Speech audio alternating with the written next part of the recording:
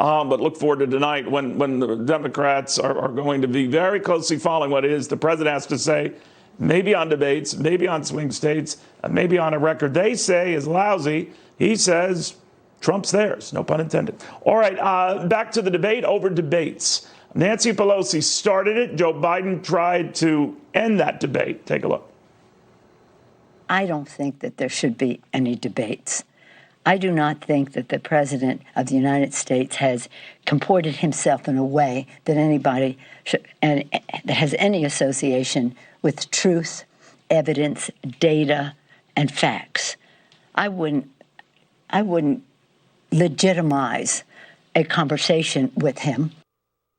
No, I'm going to, as long as the commission continues down the straight and narrow as they have, I'm going to debate him. Now I know for certain that they're going to, I'm going to be a fact checker on the floor while I'm debating him. All right. Republicans argue they're going to be fact checking him as well. It's amazing how you can just pick and choose who's the fact checker here. But we try to hold both sides accountable with whatever data they're sharing with the world. But anyway, George Allen with us, the former Virginia governor and senator, with a look at how Republicans are thinking this through. Also, Kelly Hyman, the Democratic strategist. Kelly, a lot of people quickly seized on what was Nancy Pelosi getting into. Why was she raising this? Is she sort of putting it out there that Joe Biden, to protect his lead, might not debate the president? What do you think?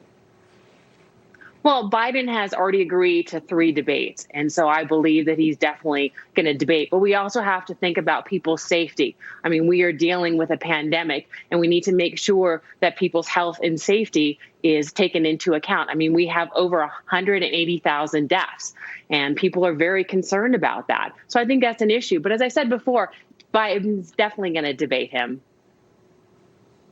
All right, but when you mention the fact of people's safety and all, do you think that the virus could be used as an excuse not to debate because it's too dangerous? I mean, there are ways to do it where that wouldn't be the case, but what are you saying? Right. No, I think it's a factor that we are in unprecedented times right now because of people's safety and security. I mean, look at our economy. People are very, concerned about that.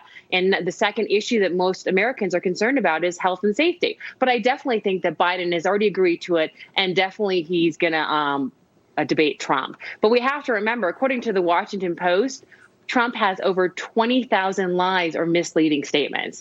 So I think that's important to consider when he's debating Biden. All right. You should hear what the Republicans say about the Democrats. But George Allen, let me get to you on that and this idea that, a lot of various charges are going to go back and forth between these guys. They have serious differences. But I'm wondering, Governor, from your vantage point, could there be a possibility we don't have debates? I think it would be very disappointing to the American people. I agree with Kelly, and I hope that Joe Biden follows Kelly's advice, and there are 3 debates. And yes, there's concerns about the pandemic. There's concerns about a lot of things and everything related to the pandemic, as well as finding good solutions to some of the racial inequalities in our country. And those issues are all important.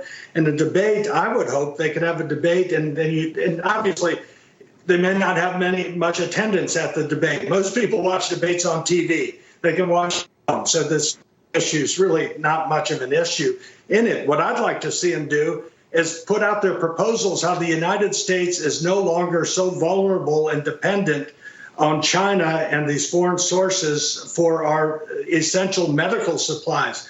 I'd like to hear both of them talk about how they're going to change our policies, our research and development, so that we don't have to be worried about, gosh, are we going to get our medicines from an unreliable, adverse source such as China, or can we start? I know what you're saying. You want to make sure issues like that. You want to make sure issues like that are covered. But Governor, one of the things that has come up in this, and I do want to raise it as well with Kelly, of this idea that the administration has painted Biden as all but Mr. Magoo, and that the bar has been set so low they might regret doing that, because if he just survives the evening without fainting, he's going to look good.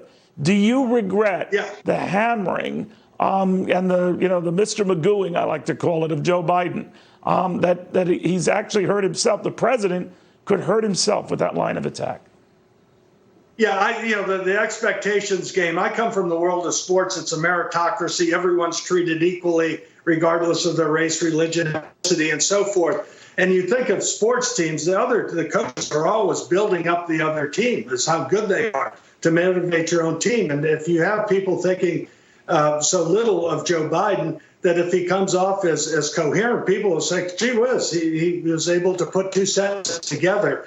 I think what people care about is what is your vision for the future, to making sure this is a land of opportunity for all people, to get our economy stronger again, provide liability protection for businesses that are struggling to reopen. Those are the sort of things that people care about. I think of single moms that are worried not only about the health of their children and their communities and whether they're going to work and whether the kids are going to school, all sorts of things that are really important that need to be hashed out. Stick to the issues. I get what you're saying. Stick to the issues. So, Kelly, let me ask you real quickly, if the president were to go after Joe Biden, say, hey, Sleepy Joe, how you doing?